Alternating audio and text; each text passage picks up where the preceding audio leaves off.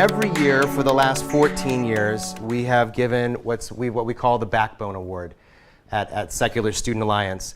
And the Backbone Award is given to a leader who's spent a lifetime doing activism that reflects secular and humanist values.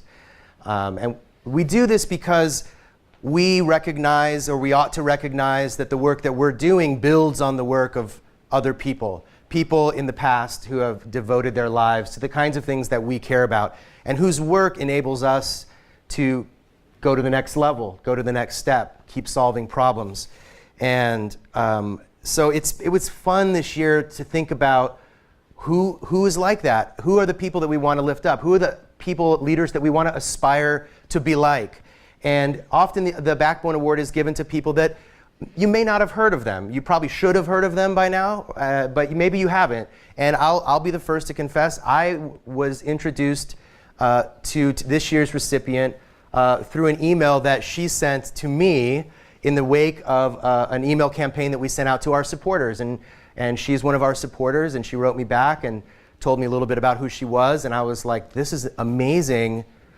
How do I not know this person? This is remarkable. And I looked her up, and she has a Wikipedia page, and I started digging around and reading articles, and I said to Kevin, this would be a perfect Backbone Award. And Kevin was in South Florida, or Central Florida, and went down and met with her, and the rest, as they say, is history. So I am so thrilled to introduce you to Sonia Pressman Fuentes, and I'm going to give a little bit of bio of her and then invite her up, and then we have another special guest as well. So Sonia Pressman Fuentes was born in Berlin, Germany, and immigrated first to Belgium and then to the United States when she was just a child with her brother and her parents, as she and her family fled the Holocaust. So that's the first amazing thing about Sonia. And they left Europe right as things were getting extremely, extremely bad for Jewish people. She later graduated Phi Beta Kappa from Cornell University in 1950, and first in her class at University of Miami School of Law in 1957. She had a 36-year career as an attorney and executive with the federal government and multinational corporations. She was the first woman attorney at the Equal Employment Opportunity Commission and drafted several of its initial landmark guidelines and decisions. In addition to being one of the founders of NOW, the National Organization of Women for Women, she was also a co-founder of Women's Equity Action League and Federally Employed Women. In November 1996, Betty Friedan presented her with the Veteran Feminists of America Medal of Honor in recognition of her efforts to improve the status of women. She's author of Eat First, You Don't Know What They'll Give You, which is here, and we have very few copies available for sale after our session tonight, which Sonia has said she will sign for you. There's also a flyer in your bag that you received when you came in, when you registered, that has information about how you can purchase it online. Since her retirement in 1993, she's pursued an active career as a writer and public speaker and continues her activist career. Sonia, we're so honored to welcome you, and we want to thank you for being with us. Please join me.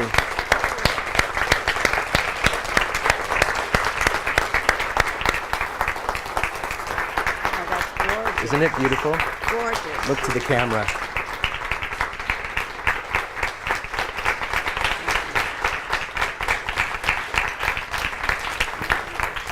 I'll leave it here for you. Join me in the middle seat over here.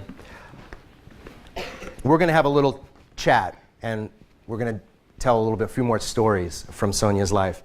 We're also really just thrilled to have a colleague of Sonia's with us, and also an activist for women's rights for years and years, Patricia Ireland. Patricia was formerly the president of NOW, the organization that Sonia helped to found. She practices labor law and represents workers and their unions. She continues as a feminist activist as well, and she joins us from Miami today. Thank you so much, Patricia Ireland, for being with us as well. Please join me in welcoming her.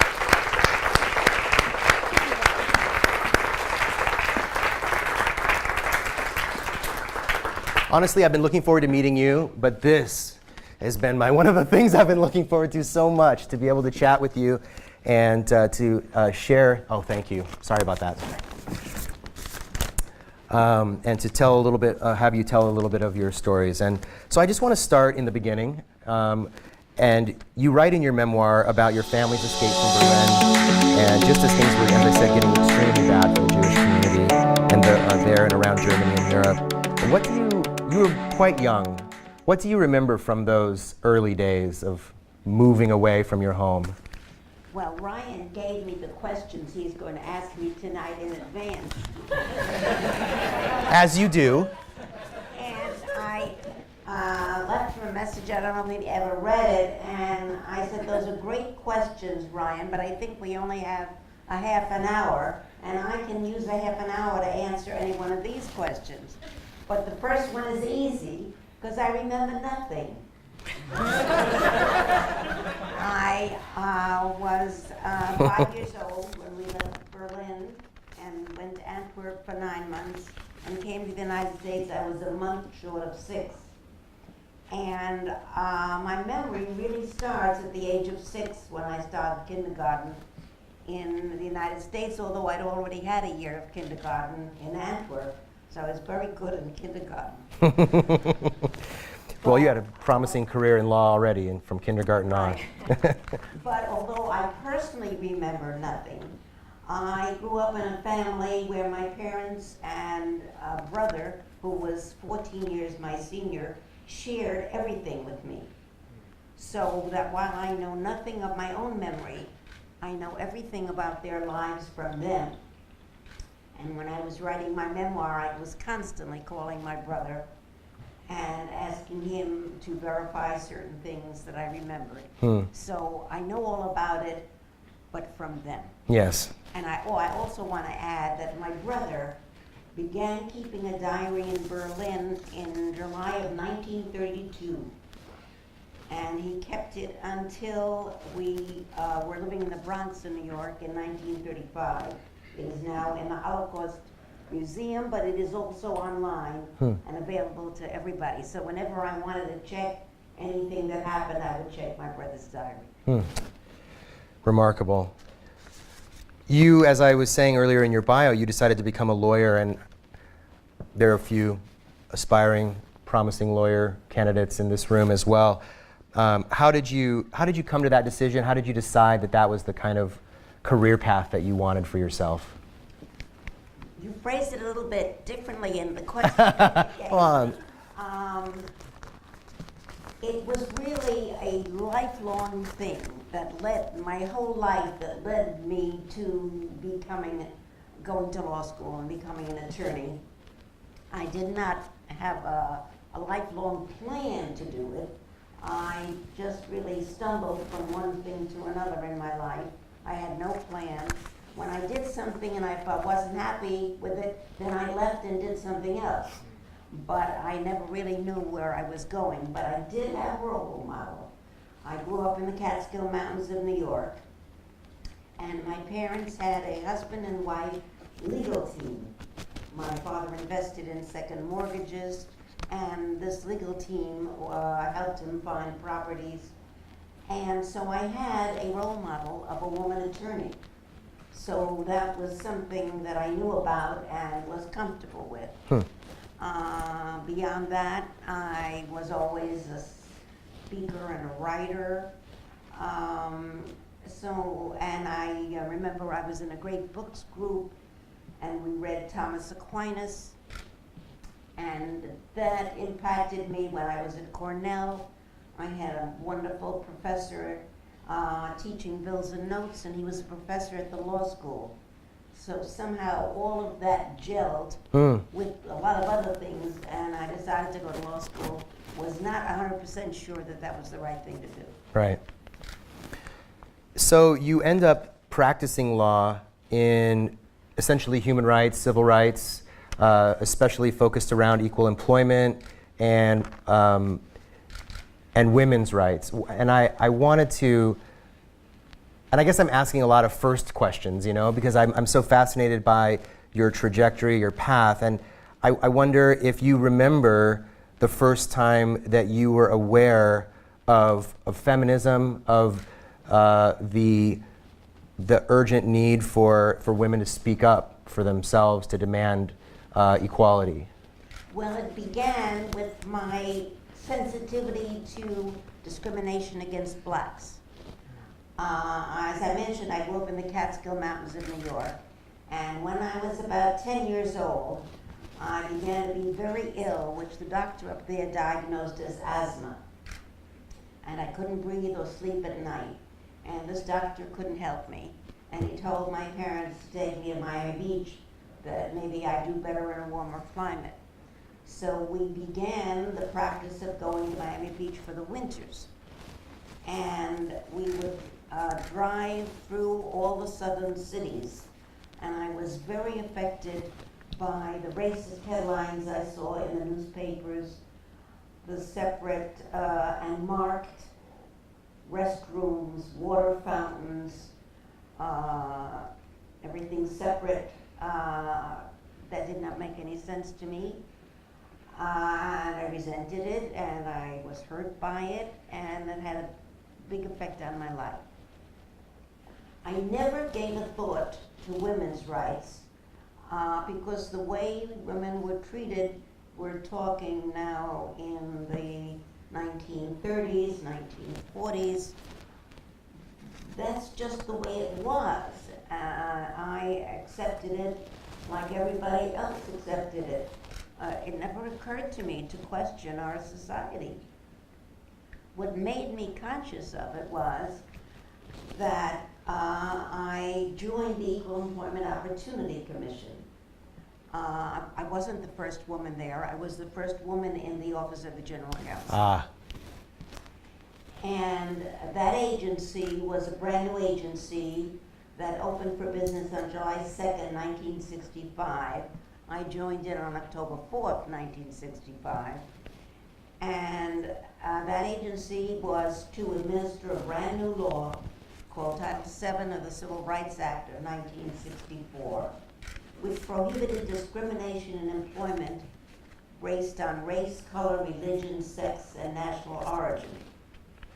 It now has additional jurisdiction covering people with disabilities and age discrimination, but at that time, those were the prohibited bases of discrimination. And for about the first year or a year and a half, the agency wasn't implementing the prohibitions against sex discrimination in employment. And they weren't doing it for two reasons, one of which I consider legitimate and the other I consider illegitimate. The legitimate reason was that there was no nationwide women's movement before the passage of the prohibition against sex discrimination in employment. That just came into the law. The law was meant as an answer to the civil rights movement. But in the latter part of the debate on the law, a segregationist congressman from Virginia called Howard Smith introduced an amendment to include a prohibition against sex discrimination. His motives were mixed. It's not clear what they were. We know what some of them might have been. But anyway, he introduced this. And nobody had the balls to vote against it. So it came into the act that way. And the commissioners really did not know how to enforce this prohibition against sex discrimination. So that was their legitimate reason for not doing anything. The illegitimate reason was that they were, in the early days of the EEOC, there were about 100 people at headquarters. Most of them, all of them, had come there to fight discrimination against blacks. They did not want the commission's time and resources to go to this area of women's rights. So they weren't doing anything about it. And I was right there and I saw it. It upset me. So whenever there was a discussion of any issue, I would say, well, what about women's rights? So my boss, the general counsel, took to calling me a sex maniac. And that was really my very first thinking about the rights of women. So it actually came down to what would today, for sure, we would consider a workplace sexual harassment, you know, of him calling you that and being you actually the recipient of the types of behaviors that you were charged with eliminating. Well, he meant, I'm not going to let that one go. He didn't mean it as a sexual. Oh, okay, I see. He was being funny, I think. Yeah. So we've watched, feminism evolve over so many years and build and grow, and you and others were part of initiating what we call the second wave of feminism. And now feminism has moved on into third and fourth waves. You and I were talking about that earlier today. And I wonder now, at this point in your life, looking back over that development, how that looks to you in retrospect, the way that the movement has grown. Are you, what kinds of things are you proud of about the way that it's evolved? What kinds of things do you hope it continues to evolve in? Okay, well, when we started, we really had, I would say, fairly low goals. None of us expected to make the worldwide revolution that we have made, starting in this country and going into the rest of the world. Nobody dreamed of such a thing. What we wanted to do was get equality for women in the workforce and in entrance into colleges and universities. Because in those days, especially with regard to graduate school, women were very often not admitted, and they were told that if a woman wanted to go to graduate school in whatever field, she was told that if they let her in, she'd be taking the slot from a man who had a family to support. She might have also had a family to support, but nobody thought about that. So we were interested in ending discrimination against women in colleges and universities and in the workforce. We had no idea that this would spill over into every single aspect of life. So when I look back, as you say, to see what has changed in this country, it is mind-blowing to me. I can't believe how I've had the privilege to live through these changes. On the other hand, the problems that remain are immense. And I am delighted to be among a group, such as I've had the privilege of being today with you, of young people who will carry on after we are all gone and continue the work. One of the things that makes me aware of how much there is left to be done is, one of the things I do is I read the New York Times and the Washington Post online every day, and people send me things that have to do with women's rights. And I send those out to my feminist email list. And every I'm on it now. I love it.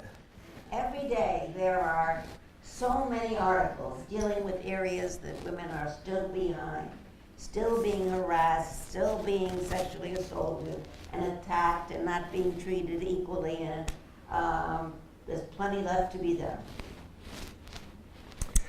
Well, we've invited your colleague and friend Patricia Ireland to be with us tonight, and I'm actually looking forward to this part more than my part, because I know you know each other over many years, and so Patricia, I turn it over to you. Is this on? Yes, it is. Well, actually, this is the first time that Sonia and I have physically met in person. Ours has been a kind of online relationship. Oh, wow. No, we've met at prior now meetings. Have we met at See, Grace runners on the same stage together. You're usually on the stage. Two issues that you have just observed. One is that feminists are outspoken, and Sonia is nothing if not to let things pass. Because the first time I remember, Sonia, that you got in touch with me, it was because the National Organization for Women, I served for 10 years as the president, our website had incorrect information about the founders. Oh, that's right. And we were bound and determined we were going to correct it. Well, among all the other things that were going on, it didn't become a high priority until you made it one. And so there is another lesson for all of us, is that you can get things done. You have to be the squeaky wheel. You have to be the one who reminds people that they can't just let things slide if you want to get some. So I'm going to ask you a couple things. And I have to do a little preliminary. I just read a very interesting article about human beings, and of course our first goal is survival. And the second, and very high second goal, is significance. This was an article analyzing the increase in suicides, and it was talking about the need that people have for meaning in our lives, for purpose, for a sense of not just being a wiggling blob of protoplasm, but have some significance in our lives. For many people and for many eons, that has been religion that has provided that structure for a sense of meaning, a sense of being part of something bigger than oneself. I have come to think that our movement politics take that need and fill it very nicely. And so I want to ask you, Sonia, to talk about some of the upsides and downsides of being a feminist activist. So I guess my first question is, has there been a cost, has there been a price to pay for being outspoken, for being a feminist, for being an activist? I paid a very small price. The only one I can think of is that for about 4 or 5 years, I worked in Cleveland, Ohio, for a company called TRW Inc. And I was fired there because of my outspokenness. And actually, somebody told me the reason I was fired was for the strong devotion to the duties of my job. I was in charge of equal employment opportunity and affirmative action, and I actually wanted to do it. But other than that, well, I paid a price in being estranged from my daughter, who wanted a stay-at-home mother, which I was not.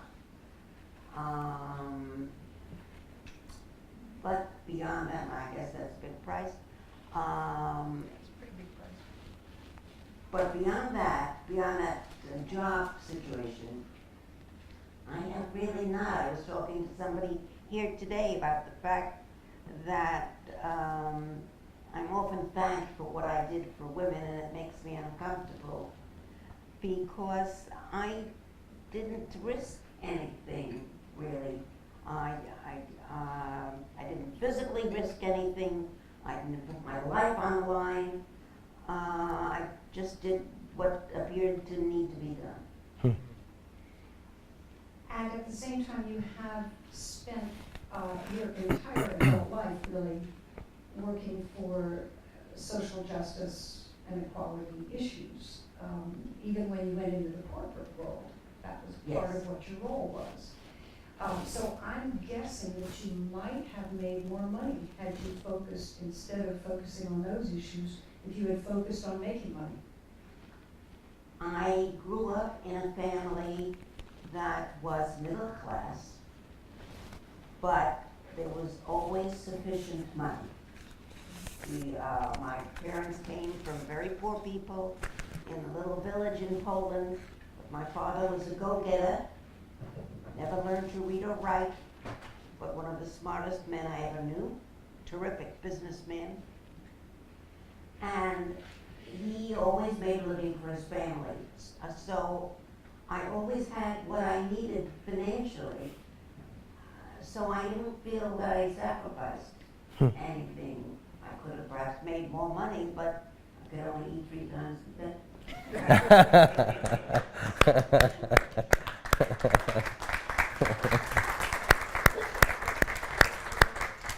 Ryan said, I'm representing unions and their members these days, and I had to hire a criminal counsel for one of my unions that was being investigated. I can tell you the bottom line is they ended up being exonerated of any criminal activity, but we had to hire a criminal lawyer, and that criminal lawyer charged $600 an hour. And I sat there and I thought, did I consciously decide to make less money?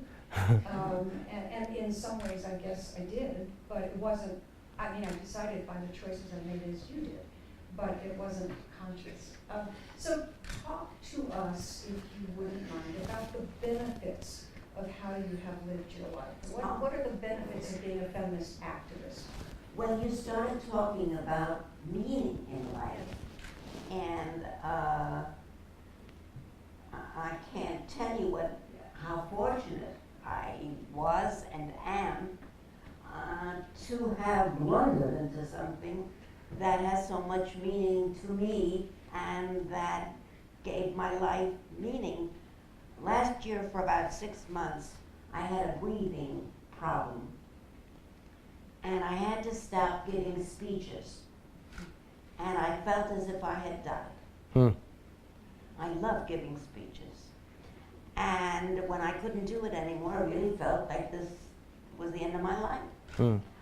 So it has been a gift to me that I found, and I wish it to everyone, to find something that's larger than your own life and that you can throw yourself into, that means a lot to you, that you have skills in doing, that you care about. That's a gift. I couldn't agree with you more. And I think as students, as you get into activism, you set yourself up for the future because you learn skills, you learn to speak, you learn to be persuasive, and that can help whether it's asking for more money from a boss that employs you or convincing your family that you really don't need to take out the garbage.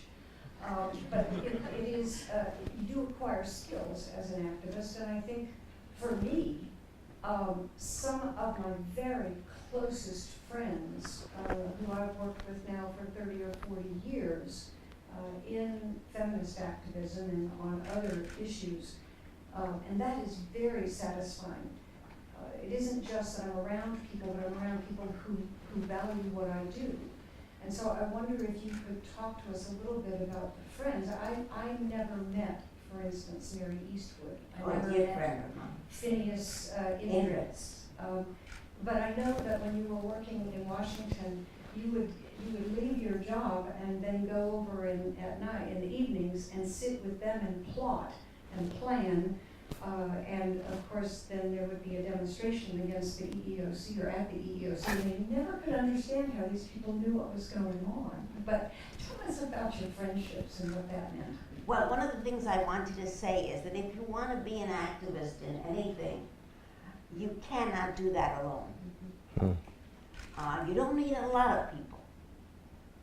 We were only 49 people. Sounds like a lot, but it isn't when you consider the population of this country. We were 49 people who founded NOW, and not all of them were active after they founded NOW. But you cannot make this kind of change by yourself. You must get together with other people. Now, what Patricia is adverting to is one of my favorite stories, and she mentioned some of the people that I worked with. So I was working at the EOC, and I would see when the commission wasn't doing things for women that I thought they should be doing. So Mary Eastwood was an attorney in the Department of Justice. Phineas Indritz was an attorney who worked on the Hill for Martha Griffiths. There were others, Corinne Berger, other people, and we used to meet in the evening in Mary Eastwood's apartment, and I would tell them what the EOC had done that week that I didn't think was right for women. And then we would draft a letter to the EOC from NOW saying, how come you did such and such? How come you're not doing this and that? And we would mail those letters, and I would think, I'm going to be called in every day now because they're going to say, how do these people know what we did in our commission meetings? For some reason, that never happened. We got away with it. So those are some of the reasons we have. I always liked that. One of the things I have thought is that we have to consider that we can make change wherever we are. you don't get off the hook just because you're in the corporate world or because you're in a government job where people are watching, and in fact it is a risk when you're leaking information. And there's just a few people who could have told now what was going on. And you were a founder of now, so you could have been easily uncovered. But I think everyone, wherever we are, can make a difference. It is where Sonia was at the EEOC that our lives started interrelating.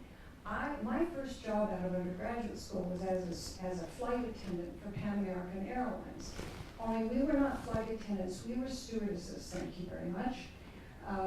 And at that time, they had weight restrictions. Now, the only weight restriction is you have to be small enough to get out the emergency exit. You had to retire at age 32 or when you got married, whichever came first. And Pan Am got sued by a young man named Diaz in 1967 because they weren't hiring any men. And Pan Am, having said that you were going to get fired if you got married, actually went into court and argued with a straight face that they only hired women because people who were afraid to fly were so much more comforted by the maternal presence of women as flight attendants. Well, of course, if you actually were maternal, God forbid, not just got married, but if you got pregnant, hello. I mean, that was it. But I remember, and I have read your book, and I know your history, but you were involved in what was then the stewardesses' rights issues, and because I think it was significant. Remember, I mean, I had to wear red lipstick. I had to wear a girdle. You had to put up with incredible sexual harassment. I always thought of myself as somebody who could open the emergency exit of 747 upside down underwater in the dark and evacuate the plane in 25 seconds. I could deliver a baby at 35,000 feet, but they sold us for our smiles. And so that's where my personal interaction hits with your life and why I was first intrigued by your history. So talk a little bit about that. I was tremendously emotionally involved in the flight cabin attendants cases. And one of the founders of NOW is the late Colleen Boland, who was president of the stewardess unions and founder of NOW. But what happened, in the early days of flight, they hired only women as flight cabin attendants and put them in nurses' uniforms. The theory being that if a man was in a plane and he was worried about crashing, he would see nurses on board and know everything was going to be okay. So in the beginning, they were hiring only women, putting them in uniforms. Then there was a period of time when they were hiring only men because they could then carry the luggage for the passengers. Then in our day, they were hiring men for overseas flight, only men. They called them pursers, but for domestic flights, they were hiring only women.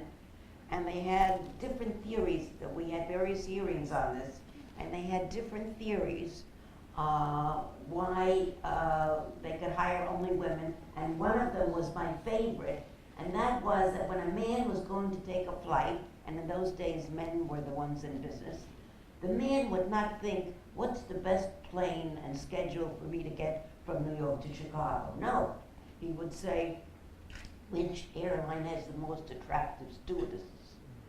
And that's the plane he would fly. This is the crazy theory. So, before the EOC opened for business, flight cabin attendants filed charges with the New York City Commission on Fair Employment Practices Commission. And then when the EOC opened, among the first charges filed were by the flight cabin attendants. They were fired or grounded when they reached the age of 32 or 35 or got married. And this was advantageous for the airline companies because they never had to promote these women and give them better seniority, better jobs, move them up, because they got rid of them and got a new badge. And there was an attorney named Jesse Friedan who was representing all the airlines, and he came from a top New York City law firm, and I was just a kid out of law school, and I was representing the commission, and he was representing all the airline companies. And I was awed by this guy, and then I ended up drafting the decision for the commission, finding that those policies were unlawful. And I was ready to lord it over Jesse Friedan, and unfortunately, he died before that decision. I forgot about that. So don't cross. Yeah. Whatever you want.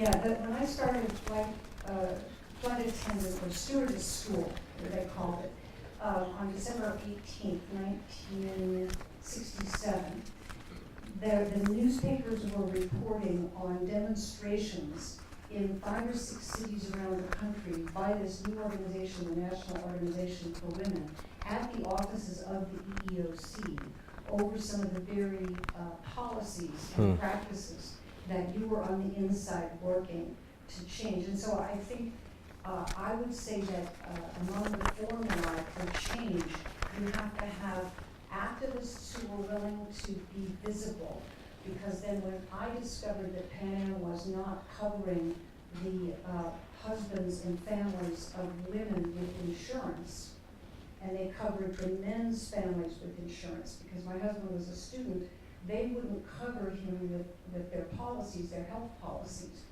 And they just said, well, that's just the way it is. And so I then remembered the National Organization for Women because it had been visible out on the streets, out in the offices of the EEOC, and went to them for help. And that's how I got plugged in. And they didn't do for me, they told me how to do for myself. And that to me was also significant. They said, isn't Pan Am a federal contractor? Yes, we flew R&R for soldiers out of Vietnam, and we had contracts, mechanical engineering contracts at Cape Canaveral. And she said, well, President Johnson extended affirmative action from federal contractors to women, so unless they want to put all their contracts at risk, they have to change their policies. Well, that was, I mean, I went, the HR person who had been saying to me, oh, we just don't cover women's families, called me back and said, oh, there's just been a terrible misunderstanding. And of course, since my husband was a student and I was a head of household, then they would cover him. Well, later then, Ruth Bader Ginsburg took a case to the U.S. Supreme Court and established that all women and all men were entitled to equal insurance and health benefits and benefits in the military. So my last question that I sent to Sonia, which she actually sent back and yellow highlighted. By the way, I consider Sonia my feminist clipping services, so I don't have to read the New York Times and Washington Post every morning. I get from her my feminist fix and also what I need to know. So thank you for all of that. Thank you for your lifetime of all of that. And at each stage of your life, you can still keep doing things. At this point in your life, you may not be out on the streets shaking your fist at people. You're not practicing, but you are still in the movement, very much in the movement. So I wrote to Sonia, and my last question was, if you had a do-over, would you do it all again? And I ask you that now. Yes, indeed. So that's the same kind of answer that I would expect from you. So thank you very much for all you've done and all you're going to do. Thank you. Sonia, as we, yes.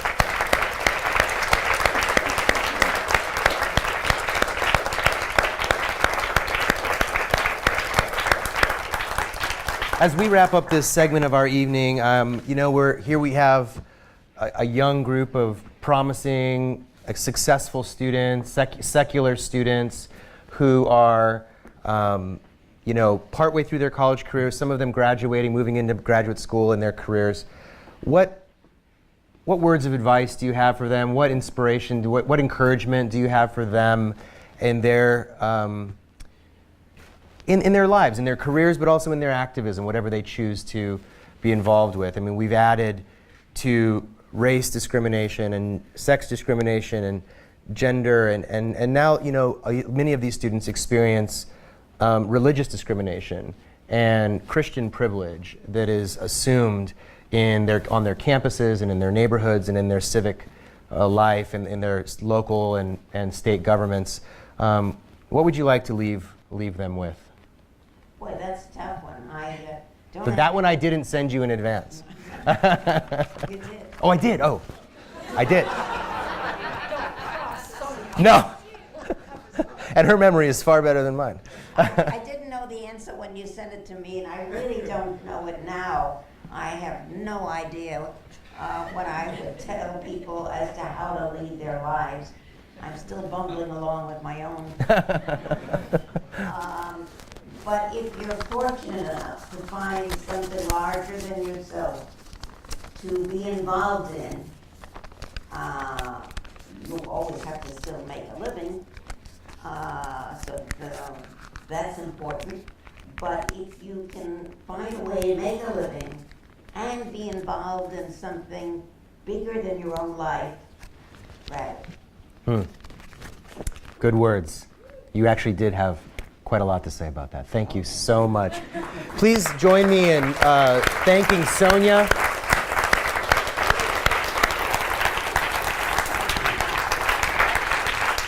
Thank you.